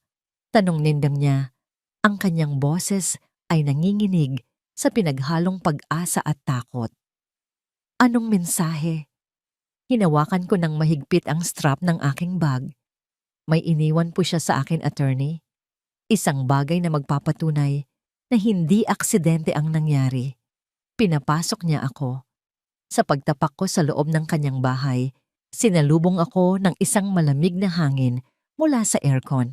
Isang matinding kontrasta sa init at alikabok ng kalsada sa labas. Ang sahig ay gawa sa marmol na kasingkinis ng salamin at natakot akong baka madumihan ito ng luma kong sapatos. Ang amoy ng bahay ay pinaghalong mamahaling pabango at lumang libro. Ito ang amoy ng kapangyarihan. Ito ang amoy ng mundo ni Tatang. Dinala niya ako sa kanyang library, isang silid na puno ng mga librong abogasya. Naupo siya sa kanyang malaking mesa at tiningnan ako ng diretsyo. Makinig ka, Hija. Maraming lumalapit sa akin ngayon. Sinasabing anak sila sa labas o may utang si Alejandro sa kanila. Kung pera ang habol mo, hindi ko siya pinatapos. Dahan-dahan kong inilabas ang maliit na kwaderno at ipinatong sa makintab na mesa. Nanlaki ang mga mata ni Felipe. Nanginginig ang kanyang mga kamay nang abutin niya ito. Hinaplos niya ang lumang pabalat na parang isang sagradong bagay. Ang handwriting na ito, kay Alejandro ito. Tumingin siya sa akin. Ang kanyang mga mata ay puno ng luha. Saan mo ito nakuha? Sino ka ba talaga? Lina po, sagot ko. Tinawag po namin siyang Tatang. Inalagaan ko po siya noong tinapon siya ng sarili niyang pamilya. Inilabas ko ang recorder at pinindot ang play. Muli, ang boses ni Tatang ay umalingaw-ngaw sa tahimik na silid. Pinanood ko ang reaksyon ni Felipe. Sa unang mga salita, napahawak siya sa kanyang dibdib. Nang marinig niya ang pangalan ni na Imelda at Marco at ang kanilang plano, napapikit siya ng mariin at ang mga luhang kanina pa niya pinipigilan ay tuluyan ng bumagsak. Nang matapos ang recording, isang mabigat na katahimikan ang bumalot sa amin. Si Felipe ay yumuko, tinakpan ang kanyang mukha ng kanyang mga palad at humagulgol. Ito ay iyak ng isang kaibigang nawalan at iyak ng isang taong nakaramdam ng matinding pagsisisi dahil wala siya roon para tumulong. Sinasabi ko na nga ba? Bulong niya sa pagitan ng mga hikbi. Alam kong may mali. Alam kong hindi siya pabaya sa sasakyan, pero wala akong magawa. Hawak nila ang mga pulis, hawak nila ang media. Tumingala siya sa akin, at sa pagkakataong ito, ang tingin niya ay puno ng respeto at pasasalamat. Iniligtas mo ang alaala niya, Lina. Utang ko sa iyo ang buhay ng kaibigan ko. Tumayo siya at may kinuha sa kanyang drawer, isang makapal na sobre at isang tseke. Magkano ang kailangan mo? Sabihin mo lang. Bahay? Lupa? Paaralan para sa mga anak mo? Ibibigay ko lahat. Tiningnan ko ang pera. Marami iyon. Sobrang dami na kayang baguhin ang buhay namin ni Leo sa isang iglap. Pwede kaming kumain ng masarap araw-araw. Pwede akong bumili ng bagong damit. Pero naalaala ko ang itsura ni Tatang sa sahig, ang dugo sa kanyang ulo.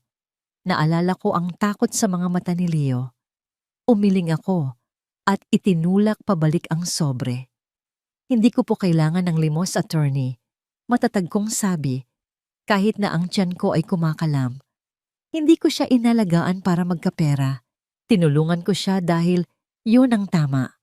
Huminga ako ng malalim. Ang kailangan ko po ay katarungan. Gusto kong pagbayaran ni na Imelda at Marco ang ginawa nila. At kailangan ko po ng proteksyon para sa anak ko. Hinahanap nila kami. Natigilan si Felipe. Tila hindi siya makapaniwala na may isang taong galing sa hirap ang tatanggi sa ganoong kalaking halaga. Tumango siya at isang bagong determinasyon ang nabuo sa kanyang mukha. Tama ka, sabi niya. Itinatago ang pera. Masyado silang makapangyarihan ngayon. Kung ilalabas natin ito agad, kaya nilang baliktarin ang sitwasyon.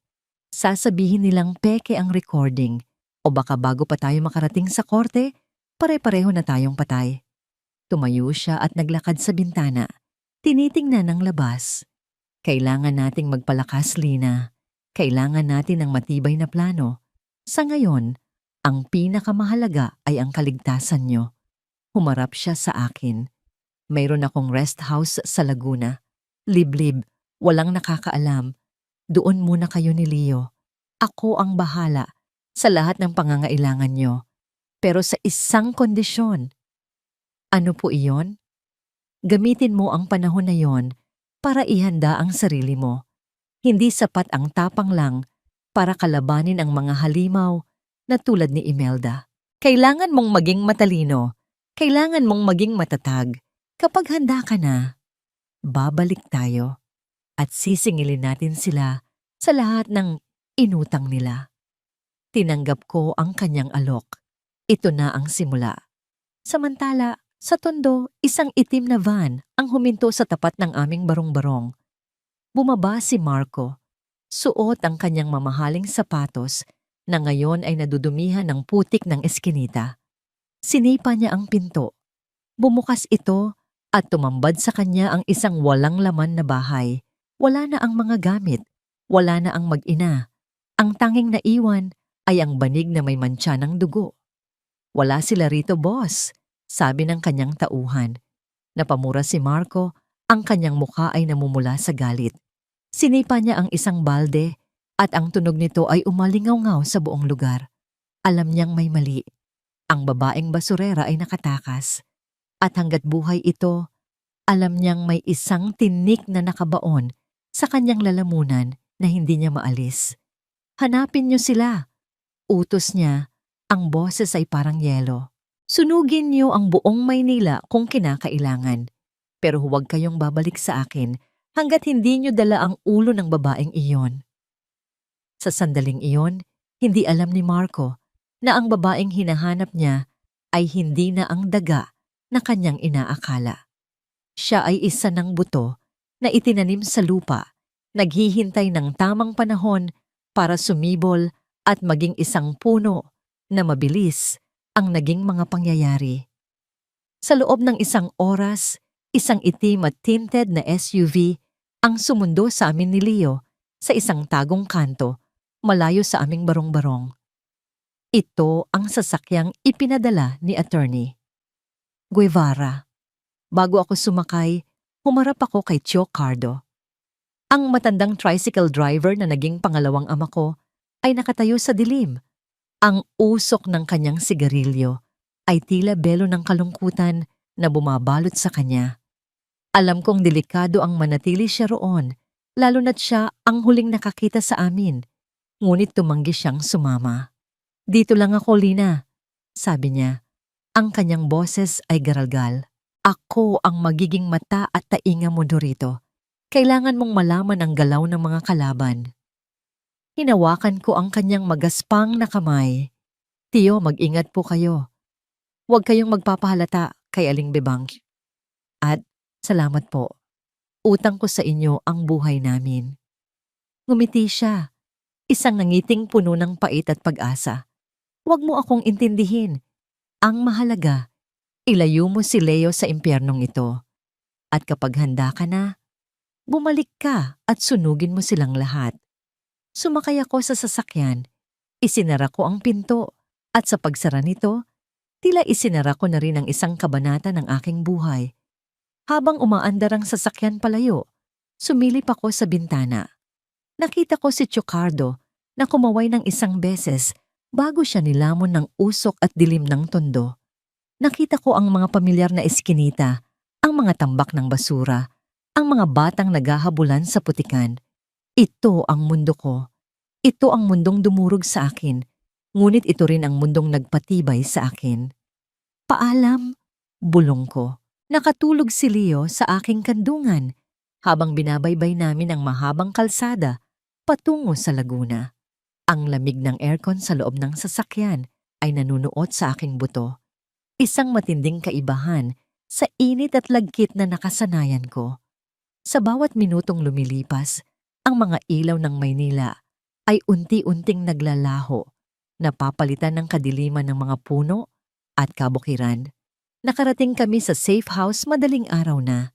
Hindi ito isang simpleng bahay, para itong isang munting paraiso na nakatago sa gitna ng kagubatan. Ang hangin ay sariwa at amoy damo. Walang ingay ng mga sasakyan, walang sigaw ng mga nag-aaway na kapitbahay, walang umiiyak na sanggol. Ang tanging naririnig ko lamang ay ang huni ng mga kuliglig at ang pag-ihip ng hangin sa mga dahon. Para sa isang taong sanay sa ingay, ang katahimikang ito ay nakakabingi, nakakatakot. Sinalubong kami ng katiwala ni Attorney Guevara, isang matandang babae na nagngangalang Manang Sol. Handa na ang kwarto niyo, sabi niya nang may ngiti. Dinala niya kami sa isang silid na mas malaki pa sa buong barong-barong namin sa tondo. Ang kama ay malambot at balot ng maputing kumot na amoy sabon. May sariling banyo na may mainit na tubig. Nang ihiga ko si Leo sa malambot na kutsyon, Hindi siya nagising. Napakahimbing ng kanyang tulog. Marahil ay dahil ito ang unang pagkakataon na nakahiga siya sa ganito kaginhawang higaan. Pumasok ako sa banyo. Binuksan ko ang shower. Ang mainit na tubig ay dumaloy sa aking katawan, hinuhugasan ng ilang araw na dumi, putik, at dugo ng nakaraan. Nakita ko ang maitim na tubig na umaagos sa paanan ko, papunta sa drainage. Kasabay nito, bumuhos ang aking mga luha. Umiyak ako nang walang tunog. Ang aking mga balikat ay yumayanig sa ilalim ng mainit na tubig. Umiyak ako para kay Tatang. Umiyak ako para sa singsing na isinanla ko. Umiyak ako para sa takot na naramdaman ko nang muntik na kaming patayin.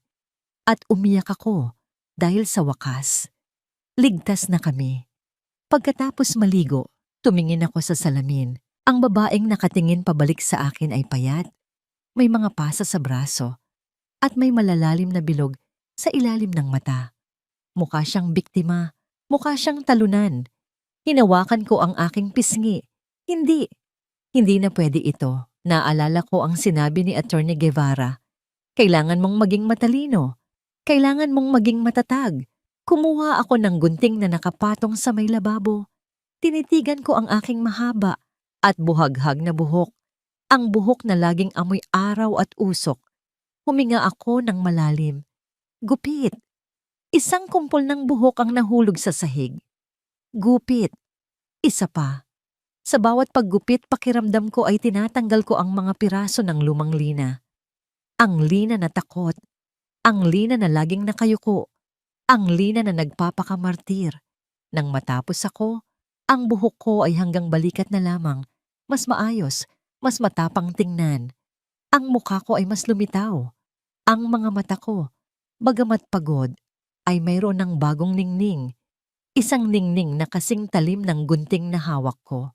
Lumabas ako ng banyo at tumayo sa bintana. Tinatanaw ang madilim na kagubatan.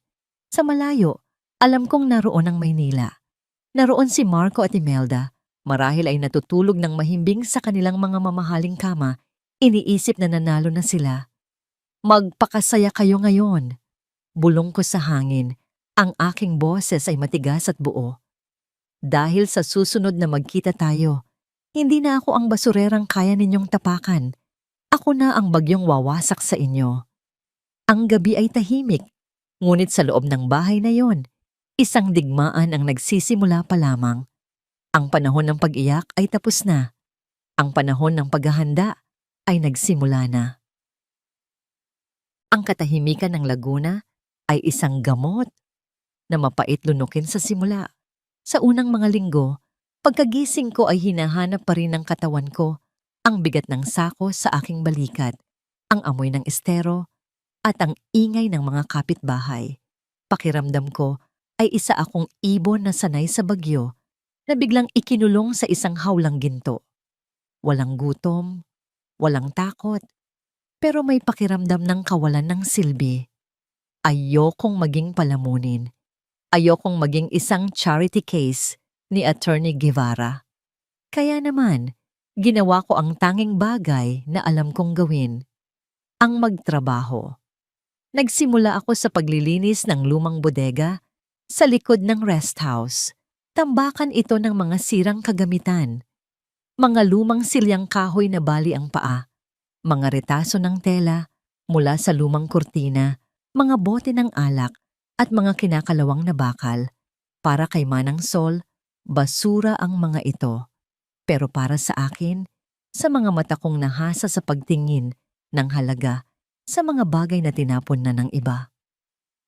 Ang mga ito ay ginto. Anong gagawin mo dyan, Lina? Tanong ni Manang Sol isang hapon, habang pinapanood akong nagpapakinis ng isang piraso ng kahoy gamit ang papel de liha. Aayusin ko po, Manang. Sagot ko, pinupunasan ang pawis sa aking noo. Sayang naman po kasi. Sa bawat araw na lumilipas, ang bodega ay naging aking santuwaryo. Dito, ang galit at sakit sa puso ko ay idinadaan ko sa aking mga kamay. Kapag naaalala ko ang mukha ni Imelda, mas mabilis ang pagliha ko sa kahoy. Kapag naaalala ko ang nangiti ni Tatang, ang maingat bas nabi, ang pagpipinta ko sa mga bote, gumawa ako ng laruang kabayo para kay Leo mula sa mga retaso ng kahoy at lubid. Gumawa ako ng mga lampshade mula sa mga lumang bote at kawad. Gumawa ako ng mga bag mula sa mga tinahing retaso ng maong. Sa bawat likha, unti-unting nabubuo muli ang tiwala ko sa sarili. Hindi lang pala ako basta namumulot ng basura. Kaya ko palang bumuhay ng basura. Isang Sabado, dumating si Attorney Guevara. Hindi siya nag-iisa. May dala siyang mga libro at dyaryo. Pagpasok niya sa bodega, natigilan siya. Ang dating madilim at maalikabok na silid ay puno na ngayon ng mga makukulay na likha. Ang mga sirang silya ay mukha ng bago at antik.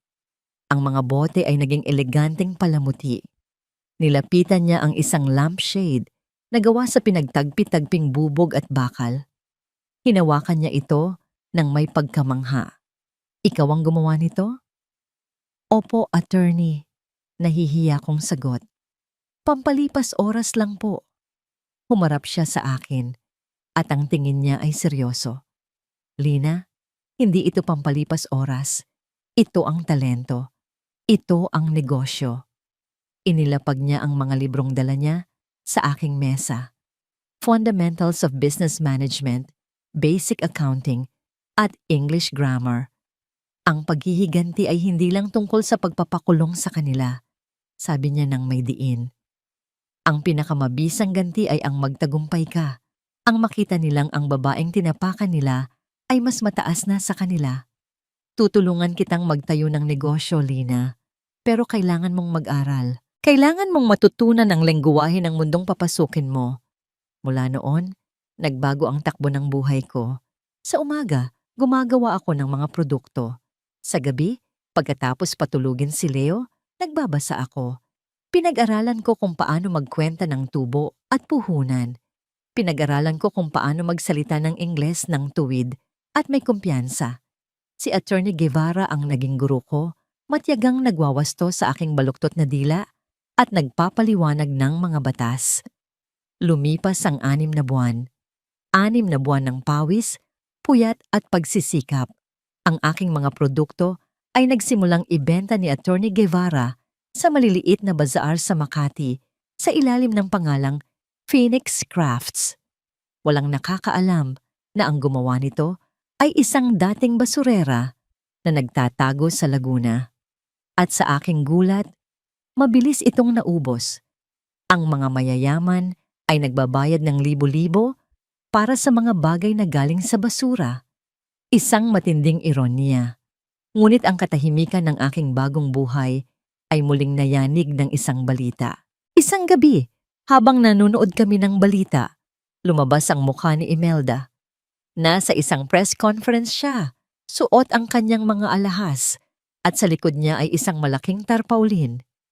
Itinatag namin ang Don Alejandro Foundation, sabi ni Imelda sa harap ng mga kamera, kunwari ay nangingilid ang luha, upang tulungan ang mga mahihirap, lalo na ang mga biktima ng sunog.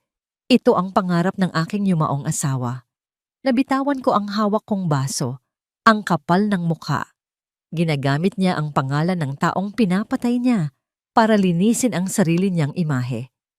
At ang mas malala, nakita ko si Marco sa tabi niya, nakangisi habang kinakamayan ang mga politiko at negosyante. Naramdaman ko ang pag-iinit ng aking dugo. Pero sa pagkakataong ito, hindi na ito ang init ng takot. Ito ay ang init ng isang bakal na nahulma na sa apoy. Tumingin ako kay Attorney Guevara. Ang ekspresyon niya ay pareho ng sa akin. Galit at handa. Handa na ba ang mga papeles, attorney? Tanong ko. Ang aking boses ay buo at wala nang bahid ng panginginig. Ang Ingles ko ay diretso na.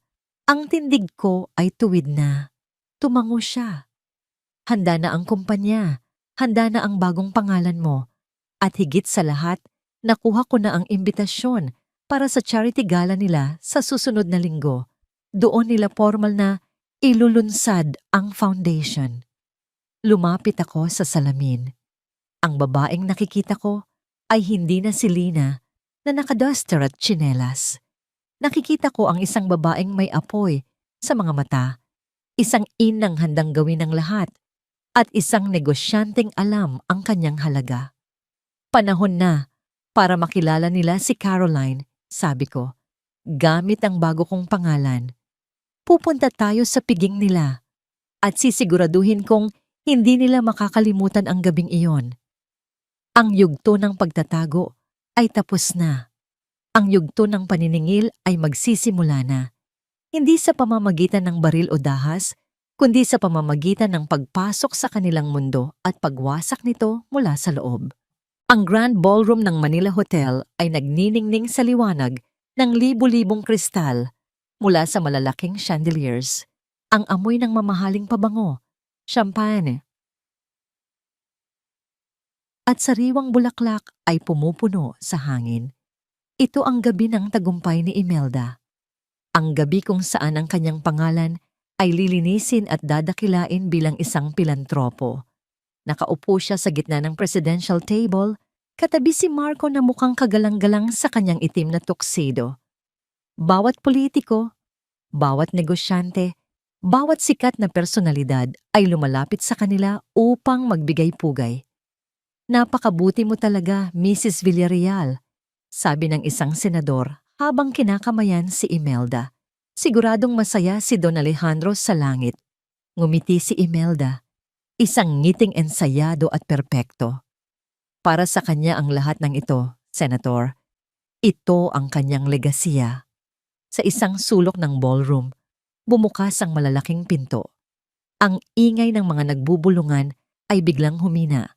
Hanggang sa tuluyang natahimik ang buong bulwagan, pumasok ako. Hindi ako nakasuot ng mga hiyas na kasing laki ng itlog gaya ni Imelda. Suot ko ay isang simpleng gown na kulay dugo. Mahabang manggas, mataas ang leeg. Ngunit hapit sa aking katawan, ipinapakita ang bawat kurba ng isang babaeng hindi na nagugutom. Ang tela ay may kakaibang kinang.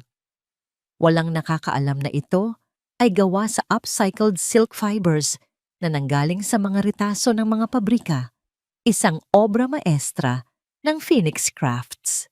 Sa tabi ko ay si Attorney Guevara, nakasuot ng barong. Ang kanyang mukha ay puno ng tahimik na pagmamalaki. Naglakad kami sa gitna ng red carpet. Ang tunog ng aking takong sa sahig ay tila ritmo ng isang paparating na digmaan. Ramdam ko ang mga mata nila sa akin. Ang paghanga, ang inggit, ang kuryosidad. Sino siya? Bulong ng isang matronang nasa gilid. Napakaganda, pero parang nakakatakot. Diretso kaming lumapit sa mesa ni na Imelda. Nang makita kami ni Marco, napatigil siya sa pag-inom ng kanyang wine. Ang kanyang mga mata ay nanliit, pilit na inaalala kung saan niya ako nakita. Pero ang babaeng nasa harap niya, makinis ang balat, maayos ang buhok, matalim ang tingin, ay malayo sa duguang basurera na hinanap niya sa tondo. Tumayo si Attorney Guevara at nagsalita ng malakas, sapat para marinig ng mga nasa kalapit na mesa. Mrs. Villarreal, Marco, nais kong ipakilala sa inyo ang pinakabago nating donor at ang may-ari ng Phoenix Crafts, si Miss Caroline.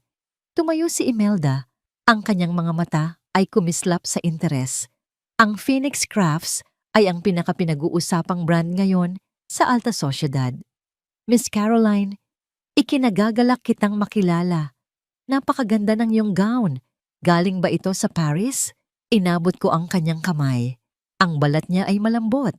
Hindi katulad ng sa akin na may mga kalol sa palad. Mga marka ng aking pagbangon. Ngumiti ako. Isang ngangiting hindi umaabot sa aking mga mata. Hindi po, Mrs. Villarreal. Sagot ko sa tuwid na Ingles bago ako dahan-dahang lumipat sa isang malalim at makahulugang Tagalog.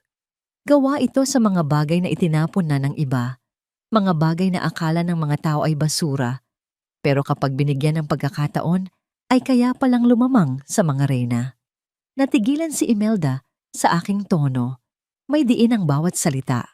May talim. Napakagaling. Pilit na tawa ni Marco. Bagamat nakikita ko ang pawis na namumuo sa kanyang noo. Basura to treasure. Iyan ang gusto namin sa foundation. Talaga ba, Mr. Villarreal? Binalingan ko siya. Tinitigan ko siya ng diretso sa mata. Ipinaparamdam sa kanya ang lamig na naramdaman ko noong gabing pumasok siya sa bahay namin. Dahil ang alam ko, may mga tao na magaling lang magtapon, pero takot na takot kapag ang basurang itinapon nila ay biglang bumalik. Ang nangiti ni Marco ay unti-unting naglaho. Ang kanyang mukha ay namutla. Caroline, bulong ni Attorney Guevara, isang paalala na huwag akong masyadong magpadala sa emosyon. Huminga ako ng malalim at muling ngumiti. Anyway, nandito ako para mag-donate. Inilabas ko ang isang tseke. Ang halaga ay malaki, sapat para mapatahimik ang buong kwarto. Inabot ko ito kay Imelda. Napakalaki nito, Miss Caroline. Halos mahimatay na, sabi ni Imelda. Maraming salamat. Siguradong matutuwa ang mga benepisyaryo namin. May kondisyon lang po, sabi ko. Gusto kong ako mismo ang mag-abot ng tulong sa mga komunidad, lalo na sa Tondo, sa lugar kung saan may nasunog na pangarap. Habang abala si Imelda sa pagpapasalamat sa akin, lumapit ako ng bahagya kay Marco. Sa gitna ng ingay ng palakpakan at musika, inilapit ko ang aking bibig sa kanyang tainga. Ito ang sandaling hinihintay ko, ang sandali ng the needle. Kumusta ang sugat sa tagiliran mo, Marco? Bulong ko. Ang aking boses ay katulad ng boses ni Lina noong gabing iyon. Ang sabi ni Tatang, masakit daw mamatay ng walang kalaban-laban. Nanigas si Marco. Nabitawan niya ang kanyang wine glass. Basag. Ang tunog ng nabasag na kristal at tumapong pulang alak sa puting mantel ay umalingaw-ngaw sa aming mesa. Napatingin ang lahat sa kanya.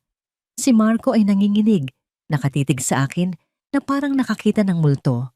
Ang kanyang bibig ay bumuka para magsalita, para sumigaw, para ituro ako. Pero walang lumabas na boses. Takot. Purong takot ang nakikita ko sa kanyang mga mata. Nakilala na niya ako, hindi dahil sa mukha, kundi dahil sa alaala ng kanyang kasalanan. Marco? Anong nangyayari sa'yo? Nag-aalalang tanong ni Imelda. Humarap ako sa kanila. Inayos ang aking gown at ibinigay ang aking pinakamatamis at pinakamapanganib na ngiti. Mukhang masama ang pakiramdam ng anak niyo, Mrs. Villarreal. Marahil ay binabangungot siya ng gising. Tinalikuran ko sila at naglakad palayo kasama si attorney. Guevara, ang bawat hakbang ko palayo ay nagpapagaan sa aking dibdib. Nagsimula na. Ang daga ay naging leon at ang mga mangangaso ay naging biktima na ngayon. Habang naglalakad ako palabas ng ballroom, narinig ko ang kaguluhan sa likod. Ang pagtawag ng medic. Ang sigaw ni Imelda, ngunit hindi ako lumingon. Ang nasa isip ko lang ay ang susunod na hakbang. Ito ay babala pa lamang. Ang tunay na bagyo ay paparating pa lang. 5 taon. 5 taon na ang nakalilipas mula ng gabing iyon sa Manila Hotel. 5 taon na rin mula nang ilabas namin ni Attorney Guevara ang boses mula sa libingan. Ang recording na dumurog sa imperyo ng mga Villarreal. Naalala ko pa ang araw ng paghuhukom. Hindi sa pamamagitan ng baril o dahas, kundi sa loob ng isang tahimik na korte. Nang iparinig ang boses ni Tatang, nakita ko ang pagbagsak ng maskara ni Imelda. Ang babaeng laging taas noo ay yumuko sa kahihiyan habang pinupusasan. Wala na ang kanyang mga alahas, wala na ang kanyang mga designer bags. Ang natira na lang ay isang matandang babae na kinain ng sarili niyang kasakiman. Ngayon, ang kanyang mundo ay isang masikip na selda, malayo sa mga chandeliers na dati niyang kinang. Si Marco naman, ang konsensya ang naging sarili niyang bilangguan. Bago pa man siya hatulan ng batas, ang kanyang isip ay bumigay na sa takot at guilt. Nasa isang pasilidad siya ngayon, nakatingin sa kawalan. Marahil ay paulit-ulit na naririnig ang bulong ng isang multong hindi niya matatatakasan. Hustisya. Nakuha namin ito, pero hindi ito ang nagpaligaya sa akin. Ang kapayapaan. Nahanap ko ito sa ibang lugar. Nakatayo ako ngayon sa harap ng isang simpleng puntod sa ibabaw ng burol, kung saan matatanaw ang buong Laguna de Bay. Ang hangin ay sariwa at amoy damo. Happy birthday, Tatang! Bati ni Leo, na ngayon ay 10 taong gulang na. Matangkad na siya, matalino, at higit sa lahat, mabait. Inilapag niya ang isang pumpon ng mga puting rosas at isang maliit na laruang kotse na gawa sa recycled wood. Ang pinakabago niyang gawa. Hinaplos ko ang lapida. Don Alejandro Villarreal, isang ama, isang kaibigan. Sana nakikita niyo po kami ngayon, Tatang, bulong ko. Hindi ko tinanggap ang mana ninyo para sa sarili ko. Alam kong hindi niyo gugustuhing maging katulad ako ni Imelda na nalunod sa pera. Ginamit ko ang yaman na iniwan niya para itayo ang tahanan ni Tatang, isang livelihood training center sa gitna ng tondo, sa mismong lugar kung saan kami dating nangangalakal. Tinuturuan namin ang mga nanay na gumawa ng crafts mula sa basura. Binibigyan namin ng scholarship ang mga batang tulad ni Leo. Si Chocardo ang tumatayong head of security at logistics namin. Hindi na siya nagta-tricycle, pero ang nangiti niya ay kasing init pa rin ng dati. Nanay, tara na po. Hinihintay na tayo nila Chocardo para sa ribbon cutting ng bagong school building. Yaya ni Leo, hinawakan ang aking kamay. Tumingin ako sa aking mga palad. Wala na ang mga kalyo ng pagbubuhat ng sako. Wala na ang dumi ng basurahan. Pero nandoon pa rin ang lakas. Ang mga kamay na ito, na dating namumulot ng tira-tira, ngayon ay bumubuo na ng kinabukasan para sa marami. Sa wakas, naintindihan ko na ang huling leksyon ni Tatang. Ang tunay na yaman ay hindi ang ginto sa bangko o ang titulong nakakabit sa pangalan. Ang tunay na yaman ay ang kakayahang bumangon mula sa abo. Ang kakayahang magmahal kahit na ang mundo ay malupit. At ang kakayahang matulog sa gabi ng may payapang puso. Alam mong wala kang tinapakan para umangat. Huminga ako ng malalim, nilanghap ang hangin ng kalayaan. Wala na ang galit, wala na ang takot. Ang natira na lang ay pasasalamat. Opo anak, tara na. Sagot ko ng may ngiti. Umuwi na tayo. Naglakad kami pababaan ng burol, magkahawak kamay, habang ang araw ay papalubog sa likod namin, kinukulayan ng ginto ang langit.